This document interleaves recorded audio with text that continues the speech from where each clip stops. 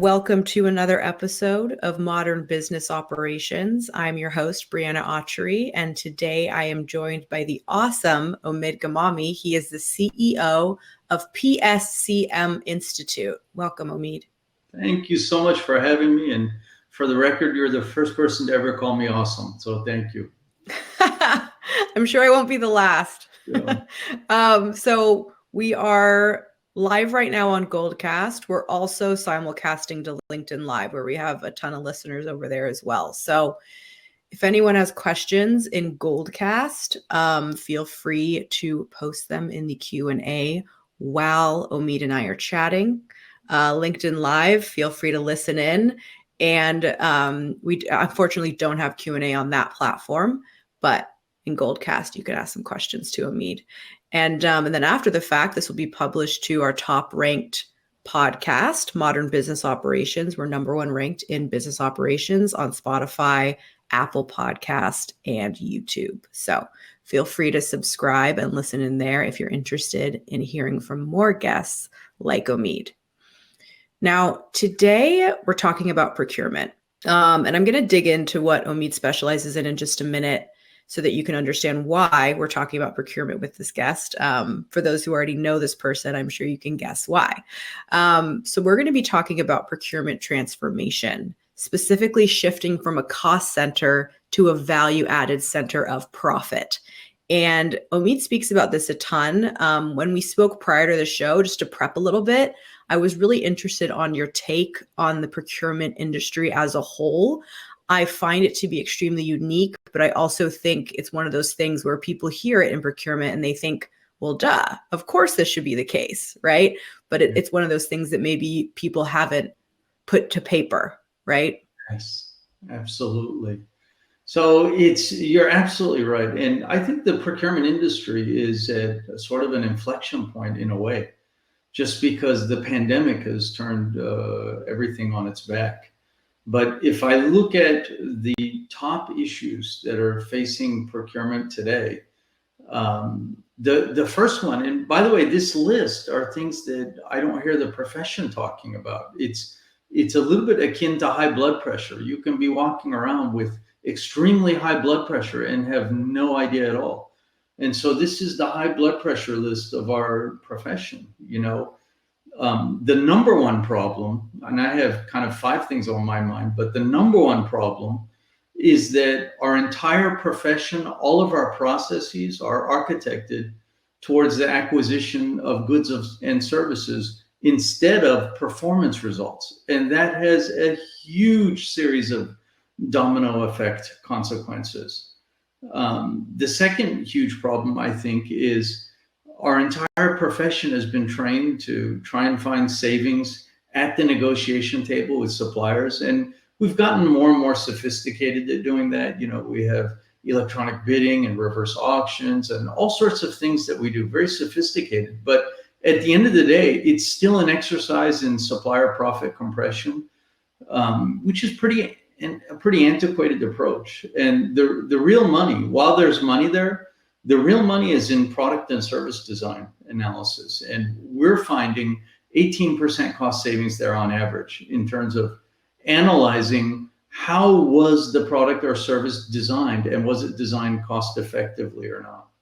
Then really the next one is looking at investigative negotiations and value creation. And I don't see the profession doing that enough. And it's a process of finding out what keeps your supplier awake at night.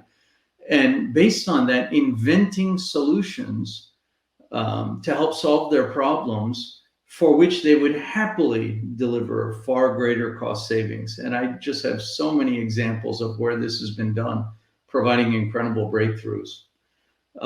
Probably the next one is really related to bargaining power. And bargaining power, talking about keeping people awake at night, it keeps procurement awake at night, especially during the pandemic. And we architect strategies to attack, to try and negotiate against bargaining power, instead of architecting strategies to change and manipulate bargaining power so that it's not so much in our disadvantage. And I think that's where we should be spending time. And then in the final analysis, Briana, our profession, unfortunately has kind of developed in such a way that our processes are mostly reactive. We address symptoms instead of root cause. And again, I could talk about that for a long time. But if you just take the buying of goods and services instead of performance results, that singular action results in an entire profession of, instead of being strategic sourcing professionals, an entire profession of firefighters. And if anyone on this listening to this doesn't believe me, go ask your staff, go ask your peers what percentage of their time they spend in unplanned activities. And the answer will be between 70 and 90% of every day. And that's a tragedy. It prevents us from being strategic and effective. So much to unpack there. And thanks for jumping into that. I do want to ask, at a high level, what qualifies you to speak on this, right? Like, what's your background? How did you get into the space? All that. Sure. So I have an MBA from the University of California system. I spent 18 years at Intel Corporation, where I moved up to running their global corporate purchasing operations. Since then, I've been running the Procurement and Supply Chain Management Institute, commonly known as PSCM Institute. I've written a couple of procurement books that have sold very well, a number of articles. I've been lucky enough to win a number of awards as one of the top procurement influencers in the world. I'm an adjunct professor of business and procurement, and done business in 29 plus countries with almost half of the Fortune 100. And I work in the best profession in the world. I love that you ended with that. I'm with you there. So we kind of talked about the top issues facing procurement at the moment. And back to our topic, sort of, how do procurement savings get valued inside of the corporation, and why? Oh, that's such a good question. This is a big conundrum. And once again, I don't hear people talking about it. And the conundrum has resulted, I'll start with the result, has resulted in us becoming a back office function. Procurement in CEOs view the company in very simple terms. At the simplest level, you are either a revenue generator or a cost generator. And being in the cost generator function is the kiss of death. And that's where procurement sits right now. No matter what we're telling ourselves, that's where procurement sits right now. And I think a big part of that is the cost savings issue. And that issue is this, that, we report and track these massive cost savings, millions of dollars that we report up. But I know firsthand what happens when that gets to the CEO, the CFO. They get really excited. They look at this number. Wow, 136 million, $136.8 million. That's fantastic. I could use that money. Where is it? Give it to me. Well, you see, we return that to the business units, and they kind of, they spent it all. And so it becomes almost monopoly money. And procurement starts to get viewed as this strange function that reports, zillions of dollars of cost savings, none of which exist anywhere, none of which exist. And this is hugely problematic. And so we have to crack this nut if we want to be taken more seriously. And until we do, we'll keep reporting up into strange places. Procurement rarely reports to the COO, where it should be, in my opinion. The CPO, Chief Procurement Officer, which should exist as a function always, should be reporting to the COO. But instead, procurement typically reports into operations, finance, accounting, legal, manufacturing, and I've even seen HR. And I asked the company, how in the world do you have procurement reporting to HR? And they said, well, we buy people, so we should buy everything else too. So in this regards, it's in dire need of fixing. I'm with you there. And I want to talk more about the CPO position. This might seem like a dumb question. How common is the CPO position? Because I don't see it as often as I would assume I should. It's becoming more prevalent. So that's the good news. It's becoming more prevalent. Sometimes they don't call it CPO. It might be, vice president of supply chain or vice president of operations or something, but de facto, it's becoming more common. And I actually don't think that's the problem. I think the problem is, where does that person report? That is the sign. There's really two ways you can tell how much procurement is valued. The first is, where does that person report? And if they report something strange, someplace strange, then you know that the executive staff doesn't likely value the function, or they don't want to be distracted by it. And the second thing is to read the company's annual report. And I spend a lot of time reading annual reports, and rarely do I find an annual report that talks about procurement.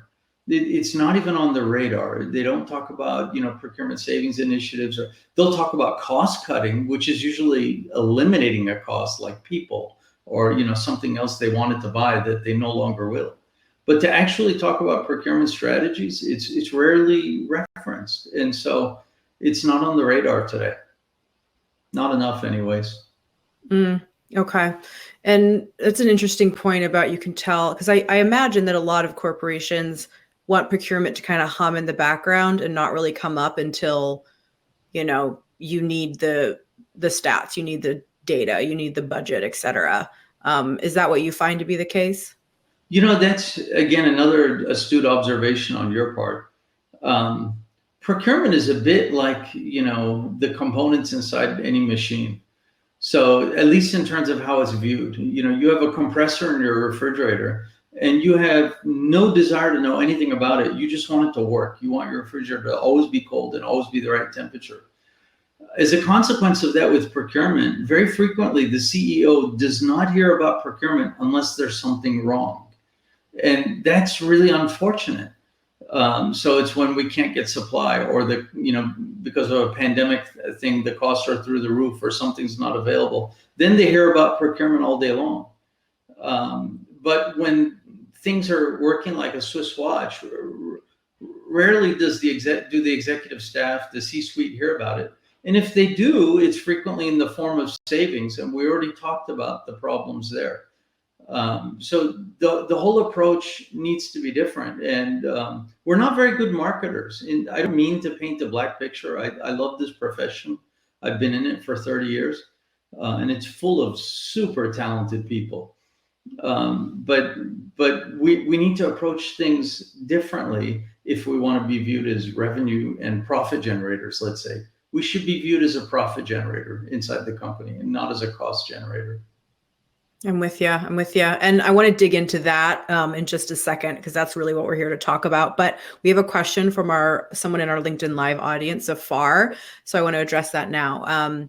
Hi, I am from Pakistan and from the construction industry. Due to the volatile economic condition in the country, where currently devaluation happens on an almost weekly basis, and prices of major commodities increase drastically, which leaves us as a client with minimum bargaining leverage. How do you think we can negotiate in such a situation? I get this not just from this individual in Pakistan, but from companies all over the world right now. And I'll give you an analogy. If you kind of drive to the center, and I hope nobody takes this wrong, but if you drive to the center of the desert and you didn't bring backup gas and you don't have water, and then you call and say, you know what, I'm in this situation, then that's a really tough place to be. And to be fair, nobody knew we were going to be in this pandemic. But here's how we need to view this. What is happening right now is a symptom. And in procurement, we have a tough time differentiating between symptom and root cause. We typically treat symptoms. You have to peel the layers of the onion to say what allowed this to happen. So then it comes down to things like risk, supplier diversification, having multiple sources qualified, and then having multiple sources of supply locked up. Getting out of this pandemic is going to be extremely painful, and you're going to end up paying 2, 3, 4, 5 times the market price along the way until we get out. It's, to me, not so important how you handle the pandemic. What's important to me is, after it's over and things normalize, how will you do business differently? so that you're not exposed to these kind of risks again. That's what's really important. You get in a car accident and you've got all these injuries and you need to heal and so forth. But what's really important is how are you going to drive differently after that car accident? That's really where the conversation needs to be. So there's no magic solution that is going to completely save you from the situation now. But there's bargaining power levers you can drive. I've seen disruptive sourcing where within the supply chain, businesses aggregated to create larger volumes. And then you can also look to see what's keeping your suppliers awake at night. And perhaps there's things you can offer them in the form of a longer contract, or helping them access other business within your company, or helping them, access being a gateway as a reference to non-competitors. Things you can do to help make them more successful, for which in return they'll help make you more successful. You're really going to earn your money during this pandemic, but it's going to force you to learn to think differently. And in the end, you'll be better because of it. Thank you for addressing that. And excuse me, thank you, Zafar, for asking something that is, I think, extremely relevant at the time. So if going back to cost savings, and, we're talking about shifting from a cost center to a value-added center of profit. If cost savings go back to the CFO for corporate initiatives, what does that look like in your mind? So what you're talking about basically is if it stops being monopoly savings, because if the way we do it today, we give it back to the business unit spends it, that money's completely gone. And then we report money that's gone up to the executive staff, right? Again, this is something I hear exactly zero people talking about, but to me, it's a critical issue. So the position I'm trying to take is somehow this money needs to go back to the CFO instead of back to the business unit. We should not be buying more stuff because we saved money. That really makes no sense. It defeats the point of savings, actually.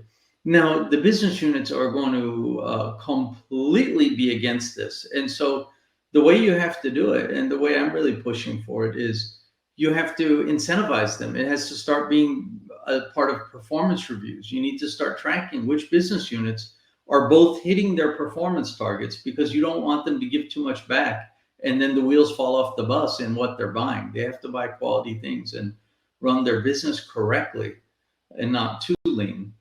But incentivize them, track them, give awards. And then the money that goes to the central fund, I think really needs to go to two things. The first thing is it needs to go back to EBIT, to earnings before interest and taxes.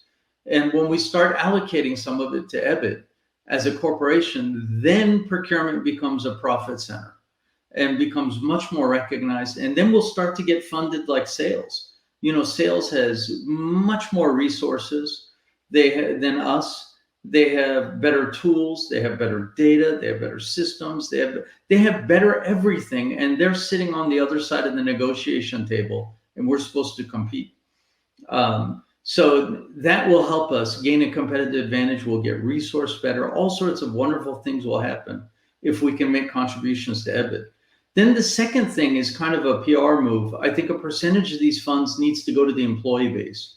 Like, for instance, build a subsidized daycare, or a fully funded daycare, or a much nicer gym, or, something that makes the company posh to work for. And if that's publicly communicated internally as being, hey, this was funded by procurement savings and from the business units, then it changes perception.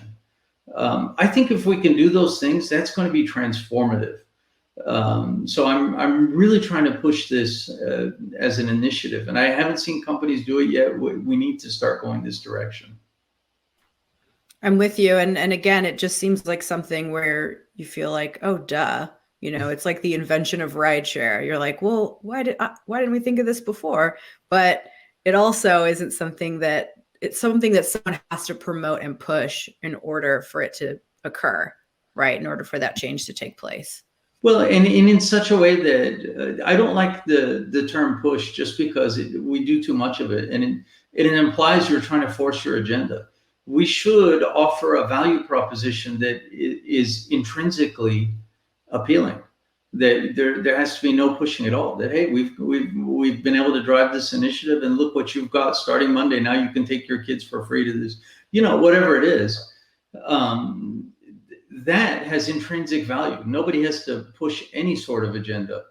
And I think that organic sort of public relations move works much better than chest pounding or whatever else you want to call it. I'm with you.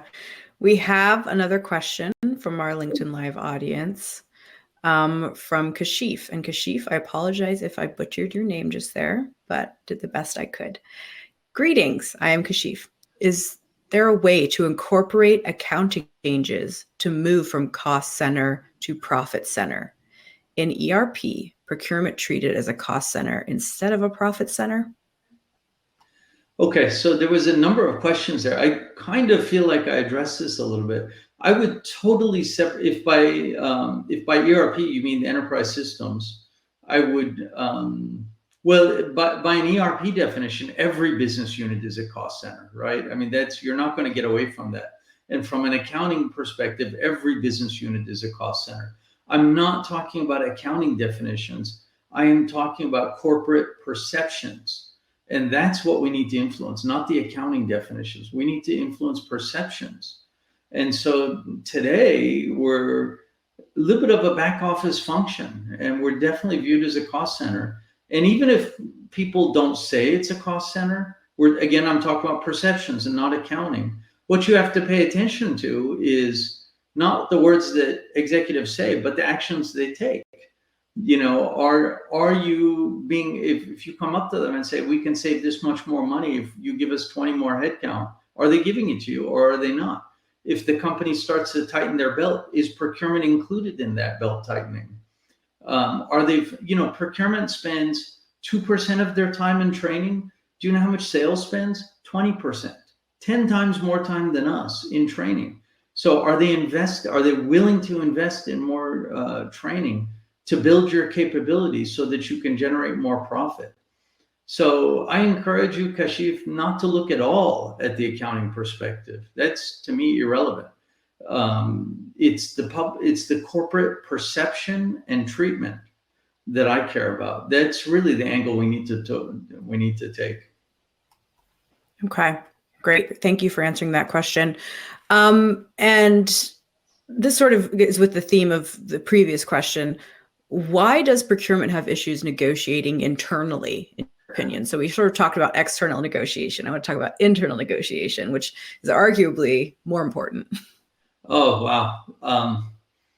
Great commentary. And you're as astute as I've noticed all along.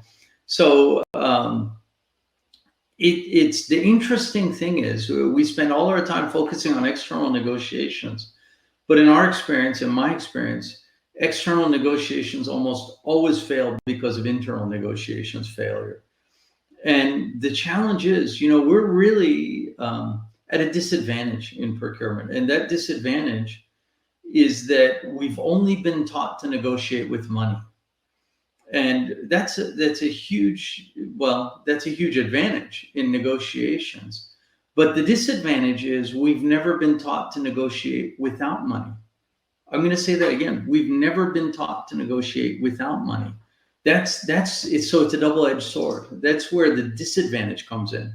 All the other business units have to negotiate without money, and they learn how to negotiate better as a consequence. If you look at most of the world leaders, most company CEOs, something like 70% or more are firstborn children. Why do you think that is? It's because we task the firstborn children to take care of the younger ones without any authority. Not to mention without money, but without authority. We tell them, make sure your brother and sisters are ready for school. Make sure they have their lunches packed. Make sure that, and so they learn how to influence at a very young age, and they become the leaders of tomorrow. In procurement, since we're only taught how to negotiate with money, which gives us a huge bargaining power advantage, then when we have to go internally and negotiate, it becomes much harder because suddenly our pockets are completely empty. And the big challenge, I think the mistake we make is we focus on our agenda instead of the business unit's agenda. That's ultimately our mistake. We talk about procurement policy and requirements and practices and bidding timelines and all this kind of stuff, which are all hugely important. But why are we talking about it? Why do we need to tell them? Because the more you tell them these things, the more they're going to say, okay, this person's not interested in my agenda. They're interested in their agenda. So I'm just going to engage them late. If you want to be a better influencer, focus on what the other person cares about. Are you reading their status reports? Are you deeply understanding their success metrics and what they're trying to accomplish as a business unit, and not what they want to buy, but what they want to accomplish? And are you really comprehending that and architecting a negotiation and contracting strategy to solve business unit problems instead of buying things for the business unit? And those are two totally different places. And so if we can make that shift, then organically end users will engage us early. Wild horses couldn't stop them. But if we continue to just shove procurement agendas down their throat, consciously or whether we're aware that we're doing that or not, we'll never get engaged early, and we'll always have to push this rope uphill and force them to use us and rely on policy. And that's a bad way to influence anybody. So it needs to be a pull method where they engage us because they want to, instead of a push method, which is they engage us because they have to. Right. And if they engage you because they have to, they're going to try and circumvent whatever processes you have in place. For sure. If they're not, working as quickly as they want them to. Well said. And it goes back to your point about not sort of pushing your agenda, right? You don't want to push an agenda. You want to provide value where you can, and then folks will come to you. Absolutely. Yeah. Right. So there's time for more questions, a couple more questions. So if folks in our LinkedIn Live audience or Goldcast audience have questions for Omid, I'll continue to chat with him until we're at time. Another question came in. There you go. This is from Demetrios. Do you believe that procurement should focus more into specialization, i.e. technical procurement, in order to influence more and gain more power? That's an outstanding question. And I will say this, you're going to start seeing more and more procurement engineers. It helps tremendously to have the technical knowledge to be able to speak the end user's language and so forth. But I will also say that I don't think it's required for success. I think what we need is a shared set of metrics with engineering and R&D and so forth. And I've seen the companies that do that get very much better results, because then you're moving towards common goals. But I think what we need to do more of is we need to be process stewards. And so you can really curate the procurement process so that the end users are architecting the demand for performance results and are architecting the demand for cost and total cost without having technical understanding. You just need to have technical understanding of the procurement process and how to accomplish those things. And you can do that, I promise you, without having technical understanding of what it is you're buying. And it's that design for performance results and design for total cost. And if we can drive those strategies with the business unit collaboratively, nothing can stop you in this profession, and you can do it without technical knowledge of what you're buying. Having said that, I think you're going to see more and more technical people in procurement as well. I think that's an astute observation. We have one more question coming in. Before I address this last question, is there anything you'd like to plug? What's the best way for people to get in touch with you after the fact if they have additional questions? It seems like they do. Well, I've got one piece of advice, and then I'll do a quick plug on me. My piece of advice is, we have so many steering committees and management review committees and commodity structures, and people always want to get approval to go and drive different things. And, if you're going to wait around for people to crown you, it's going to take forever to get results in this career. You need to crown yourself. And that's really my advice to you. You can crown yourself. And I made a career doing that, and you'll be better for it, and you'll drive better innovation. I also want to say that I'm proud of the CPSCM certification that my institute has been driving now for a number of years. Almost 50% of the Fortune 100 has invested in it. And unlike, other very good certification programs that focus on the A to Z of procurement, we do a deep drill down on the core areas that transform careers and transform procurement departments. That's what we're all about. So I encourage you to go to pscminstitute.com to find out for yourself and to join the best in the world today. Awesome. You heard it here first. If you're in procurement, head over there. Okay, there's one more question. Do you have time or do you need to jump? I have time. Okay, great. All right. This is from Shalish. And again, I apologize if I butchered your name, Shalish. While hiring procurement buyers, which 3 qualities should one look for? Oh, wow. Now I get a really tough one. I think one of them, I think, is got to be the interpersonal skills and the ability to influence. The second one, you can try and everything can be learned except attitude. And so I think attitude is huge in this profession, and having an attitude of wanting to get better, wanting to, you're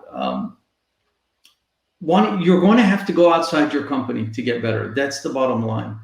And because if you stay within your company from a thought process, so perhaps it's not attitude, it's not allowing you to be yourself to be inbred. You have to allocate time to do research on your own or to get training on your own if your company is not providing it from the outside. And that's what made the huge difference in my career. So the more you're inbred and the less you understand what other companies are doing successfully and unsuccessfully and learning from that, the more challenging things will be for you. And then I think the last thing is, this is a really tough one, but I would say the ability to really see things with simplicity. And one of the biggest problems in procurement today is we're complicating things. We keep looking for, and end users do the same. We keep looking for, how do we add more to this to make it perfect? How do we add more features? How do we make this process more robust? And one of my favorite quotes is from a French author, historian, pilot. His name is Antoine de Saint-Exupéry. I probably butchered it, but he said, "Perfection is achieved not when there is nothing left to add, but when there's nothing left to take away." And I've found this to be so valuable in procurement. So it's process simplification.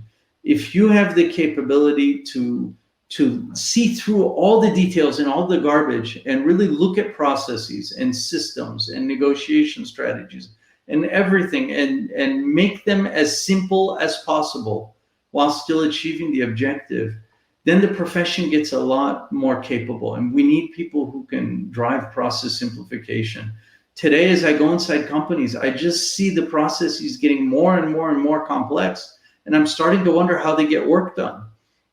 We should be driving towards process simplicity. So somebody who has an eye towards that, I think is going to bring a lot of value inside of companies. Those critical thinking skills that people often overlook. Yes.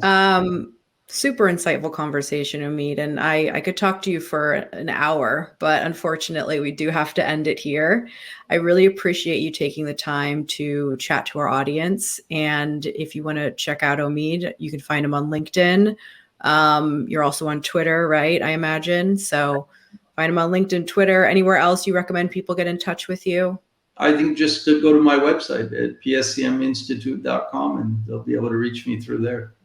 All right, go to pscminstitute.com to chat with Omid.